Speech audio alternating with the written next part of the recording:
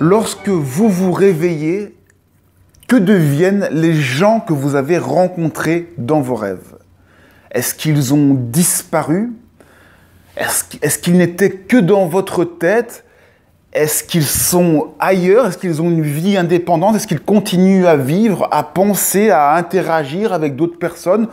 Ou votre rêve est-il complètement cloisonné? Si vous avez une réponse à ça, eh bien peut-être que vous pouvez apporter la même réponse ici sur Terre. Que se passe-t-il une fois que vous avez parlé à votre voisin?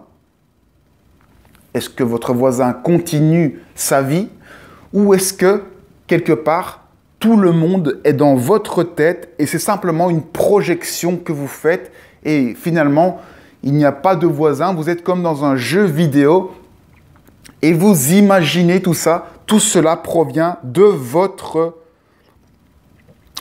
mental, de votre pensée. Eh bien, je n'ai pas encore entièrement tranché sur le sujet. Je vois deux options. Soit il y a une sorte de map géante comme dans un jeu vidéo et le voisin est quelqu'un qui joue ailleurs dans le jeu vidéo, le personnage du voisin, et moi je joue le personnage ici et on entre en interaction.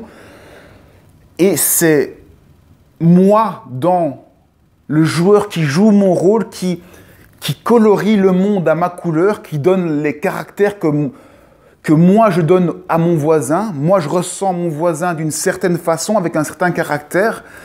Et c'est comme ça que je perçois la réalité. Je mets ma couleur, alors que l'énergie du voisin en soi, elle est peut-être différente. Peut-être que le voisin, c'est un autre joueur qui joue le rôle du voisin et qui, lui, eh bien, il va aussi donner sa couleur au monde. Et pour lui, moi, je serai qu'un tas d'énergie avec un certain fonctionnement et je serai une certaine énergie à qui lui va donner de la couleur.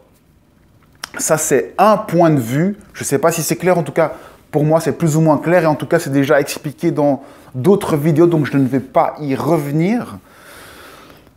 L'autre option, c'est celle qui m'est venue récemment, c'est me dire que peut-être que, comme on en a l'impression dans le rêve, finalement, lorsque l'on tourne la tête, eh bien, le décor qui n'est plus dans notre champ de vision, il devient flou et la seule réalité qui existe, c'est celle qui est dans notre champ de vision. On aurait donc un mental super puissant, comme un processeur ultra puissant, qui rend en temps réel un monde en 3D, c'est même plus que de la 3D, visible directement et qui s'adapte directement à notre champ de vision. Et dès que l'on zoome sur un endroit, qu'on regarde un endroit, eh bien, en direct, la chose que l'on regarde se transforme, devient plus précise et tout ce que l'on croit, toutes nos croyances par rapport à l'objet se matérialisent en haute définition. Donc, reprenons l'histoire du voisin. Lorsque je vais voir mon voisin, quand je ne le vois pas, il est dans ma tête, il est un peu flou. Lorsqu'il va se rapprocher de moi, je vais le voir de façon de plus en plus nette. Et puis, tous les concepts que j'ai faits sur le voisin vont se confirmer de plus en plus. Et plus le voisin va se rapprocher de moi, plus il va avoir l'air réel, plus sa peau va paraître réelle. Si j'observe sa peau, elle va être réelle. Si je la coupe, il y a du sang qui va couler. Si je lui parle, il va répondre d'une certaine façon qui va correspondre parfaitement au script que je me suis imaginé. Et tout va toujours correspondre à ce que notre scénariste, notre âme a imaginé. On a donc une seule âme qui imagine de manière super puissante une réalité qui est à tout instant remise à jour constamment et qui donne un rendu instantané de nos croyances, de notre perception de la réalité. Alors, voilà deux options possibles. Il y en a une des deux qui demande moins de puissance à l'ordinateur s'il y en avait un. C'est la deuxième option parce qu'elle ne doit rendre que ce sur quoi on focalise. Vous ne voyez précisément que ce sur quoi vous vous focalisez.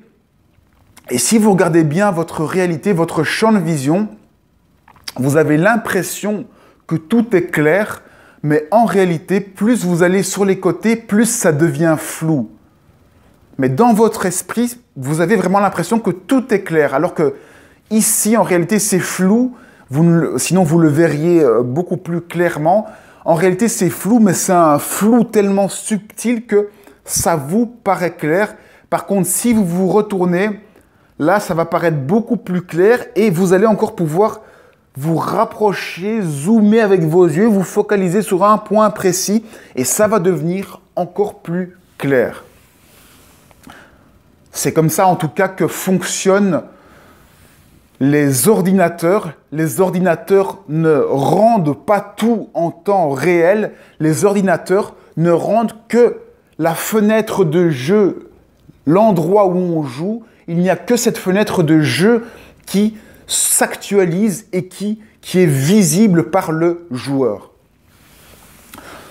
Donc, à mon avis, c'est dans ce type de réalité-là que l'on est. Est-ce que chacun a une fenêtre de jeu qui devient de plus en plus réelle au fur et à mesure qu'on focalise?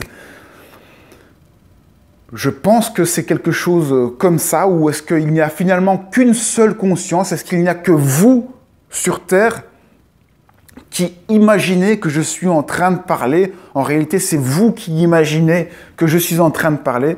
Mais là, ça devient fou, parce que moi, je sais très bien que ce n'est pas vous, mais que c'est moi. Du coup, probablement qu'il y a au moins deux êtres conscients qui communiquent, qui interagissent et qui peut-être à un autre niveau ne forment qu'une seule personne. En tout cas, c'est ce que moi je crois, c'est que en remontant les niveaux, au final, il n'y a qu'un seul sujet, qu'un seul être qui se démultiplie en différents petits miroirs qui reflètent finalement le sujet principal. Donc, c'est différents objets, comme je l'ai déjà plusieurs fois expliqué, différents objets qui reflètent un seul sujet.